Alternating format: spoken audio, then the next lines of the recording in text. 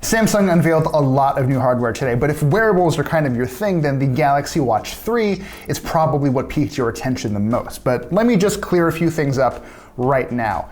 In a lot of ways, the Galaxy Watch 3, both versions of it for that matter, are very similar to a wearable that you can actually just go out and buy right now. See, ticking away inside both versions of the new Galaxy Watch 3 is Samsung's Exynos 9110 dual-core processor, and that's clocked at about 1.15 gigahertz. Now, if that sounds familiar, wow.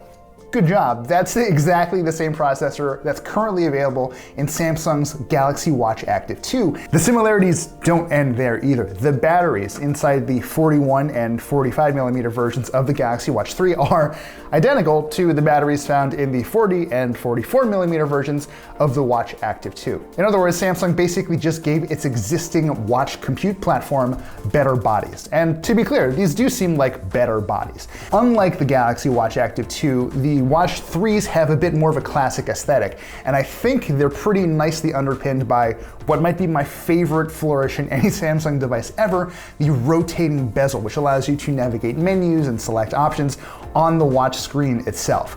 I've gone on the record in the past saying this is the single best interface choice that Samsung has probably ever made, and I'm sticking to it for this year. It's especially nice because Samsung just skipped it in the Watch Active 2, and it kind of seemed for a while like they were going to skip it indefinitely, but I'm glad this thing is back. If you're a longtime Samsung wearable fan, you'll probably also notice that the Watch 3 is quite a bit lighter and thinner than the last Galaxy Watch, which in fairness, makes sense. We did get that thing a couple years ago. The versions that Samsung is showing off now are surprisingly sleek, and I'm a fan of this look. They might even be enough to get me to reconsider living with the Apple Watch, except, you know, the Exynos is a pretty old chipset, so maybe that's a bit strong for me to say. Credit where it's due though, Samsung does seem to have done a pretty good job fleshing out the Watch 3's software platform. You're now able to track up to 40 different kinds of exercises, 7 of which are detected automatically, and the remaining 33 you can just sort of toggle when you're starting to do pull-ups or the squat, which is kind of nice. Samsung also added some tools here that I think runners are going to find particularly helpful. There's what Samsung calls a new digital running coach, which sure, that sounds pretty good. I don't know that I would necessarily want to wear something this kind of ornate looking while I'm going out for a run, but it's nice that you have the option. You do also have the ability to customize your displays to show off your pace, your current run duration, or your heart rate while you're out racking up the miles. And Samsung notes that you'll be able to check your VO2 max on the go, which is huge if you're the kind of athlete who really cares about making sure your body is working as efficiently as it can while you're doing whatever it is you're doing.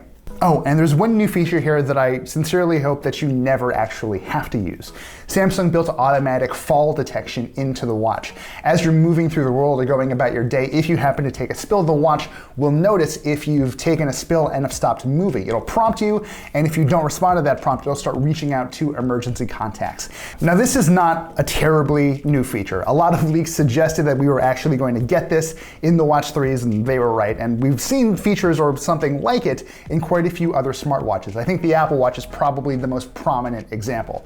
But I'm not too hung up on Samsung being slightly late to this party because it is a genuinely great thing to have.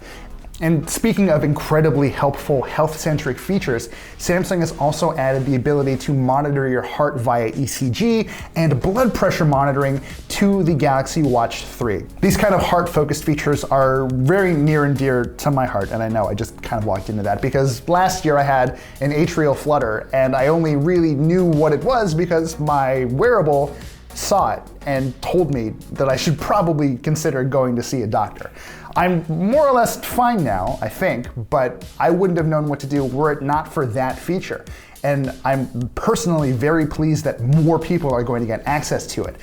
The only problem is that ECG feature and the blood pressure monitoring are only available in South Korea. That may change. Samsung has not formalized what its plans for these features will be, but let me just say, I'm kinda crushed. All told, Samsung seems to have struck a pretty good balance in the new Watch 3s. We have the classic look, we have the bezel, which is again just like the best way to interact with a smartwatch, period. And we have a proven computing and battery system that we've seen in a watch before and genuinely quite liked. New software plus these health-centric features sweeten the deal quite a bit further. If you've been watching our videos or reading our other stories on Engadget.com, which I strongly recommend that you do, you might know that I'm not a huge fan of what Samsung has done with the Galaxy Note 20 series this year.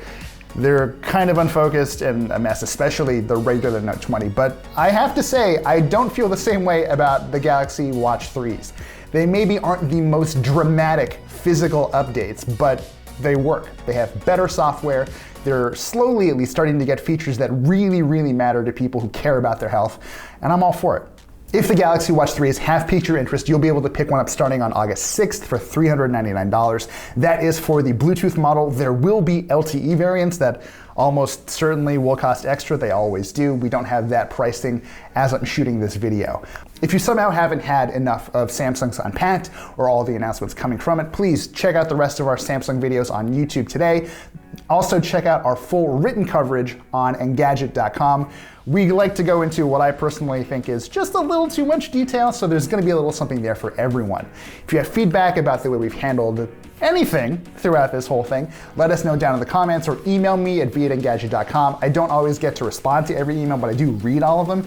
And as always, thank you for watching.